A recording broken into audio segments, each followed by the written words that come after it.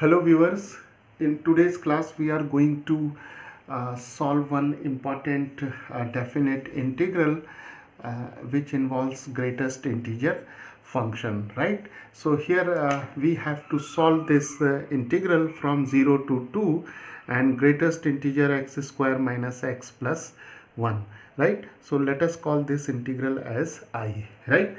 Now here we will make use of the method of substitution. So let us take t is equal to x square minus x plus 1.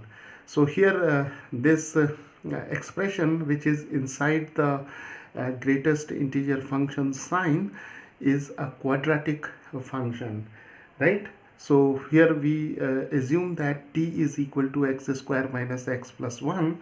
So therefore dt over dx is equal to 2x minus 1, right? Okay, now let us take the limits. So here x varies from 0 to 2. So when x is 0, then the value of t is 0 square minus 0 plus 1. So here we'll put x equal to 0, right? So this is 1. And when x is equal to 2, then t is 2 square minus 2 plus 1, that is 4 minus 2 plus 1, that is 3, right? So when x varies from 0 to 2, t varies from 1 to 3, right? Okay, now here let us take this expression. Now here we have t is equal to x square minus x plus 1. So let us find out the value of x, right, in terms of t. So for this what we will do, we'll write it like this: x square minus x plus 1 minus t is equal to 0. Now this is a quadratic equation, right? And this is of the form ax square plus bx plus c is equal to 0, right? So this is a quadratic equation, and here a is 1, b is minus 1, and c is 1 minus t, right?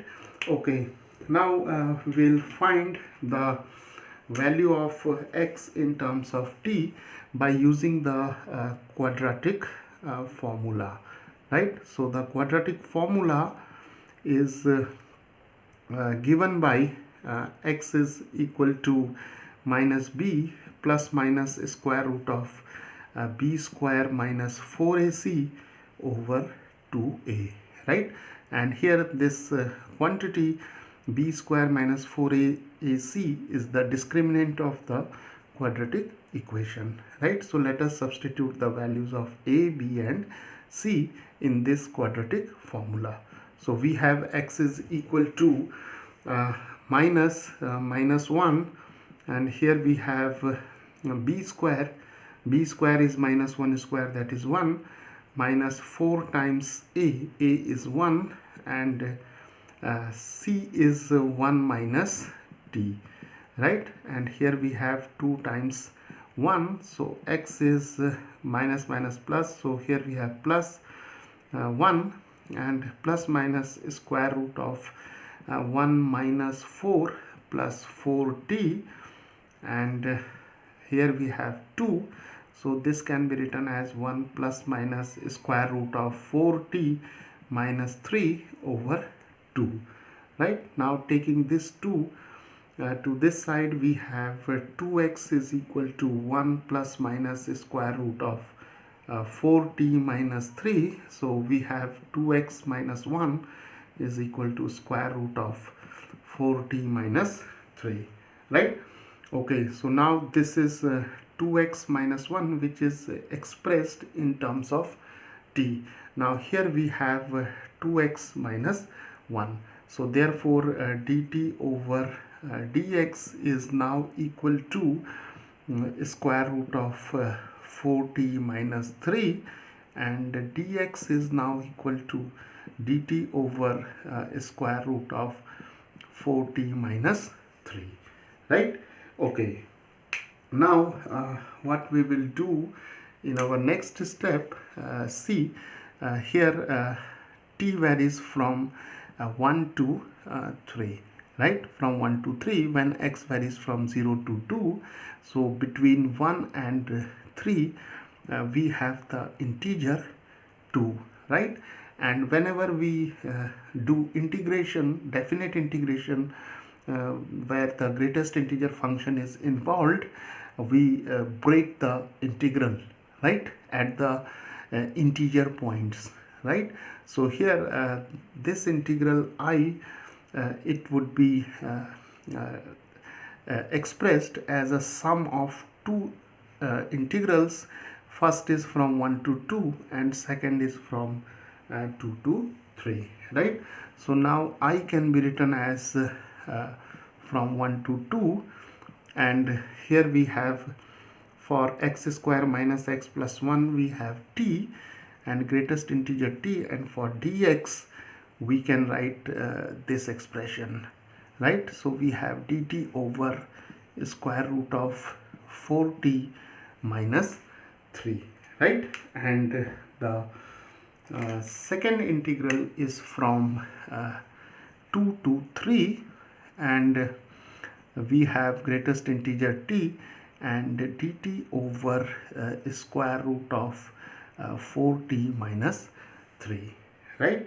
Okay, now let us apply the definition of greatest integer function, which says that whenever t lies between 1 and 2, then the value of greatest integer t is equal to 1, right? And when t lies between 2 and 3, then the value of greatest integer t is equal to 2, right?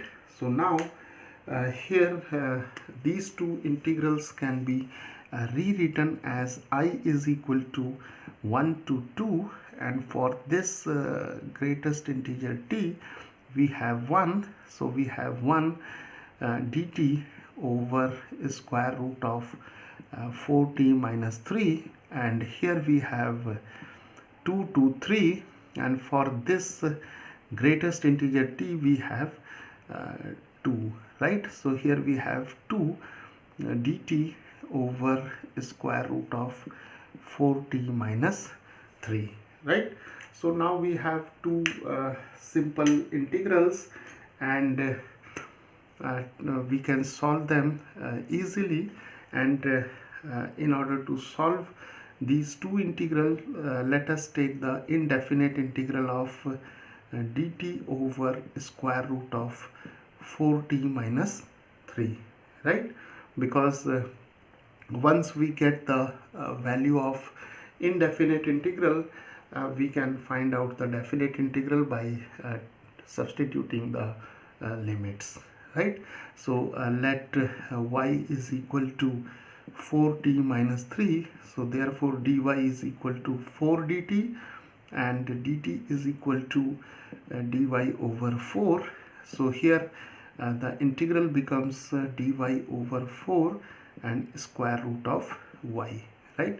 So this can be written as 1 over 4 y raised to minus half dy, and this is 1 over 4 and y raised to minus half plus 1 over minus half plus 1, right? So this is now 1 over 4 and y raised to half, and here we have half.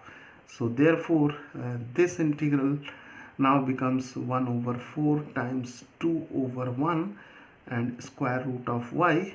So we have 2 to the 4, so here we have half multiplied by square root of y, right? Okay, so now once we have obtained the indefinite integral of this function 1 over square root of 4t minus 3, now we can substitute it over here, right? So now viewers, this integral becomes half of square root of y, and y is 4t minus 3. So we have square root of 4t minus 3, and the limits are from 1 to 2, and here we'll take 2 outside, and we'll write half square root of 4t minus 3, and the limits are from 2 to 3, right? So now we have half and square root of 4t minus 3, 1 to 2, and this 2 and this 2 get cancelled, so we have square root of 4t minus 3, and the limits are from 2 to 3. So now we'll substitute 2 here, so 4 to the 8 minus 3, that is 5, and when t is 1, so 4 ones are 4, 4 minus 3 1, so square root of 1 is 1, and here we have 4 3s are 12 minus 3 9, which is square root of 9, that is 3, and 4 2s are 8, 8 minus 3 5, so we have square root of 5. So now we have half root 5 minus half plus 3 minus square root of 5. So we have half root 5 minus root 5 is minus half root 5, and minus half plus 3 is 3 to the 6, 6 minus 1, 5 over 2. So now this can be written as 5 minus root 5 over 2, right? So viewers, the value of this given integral is 5 minus square root of 5 over 2, and this is how we solve such type of problems.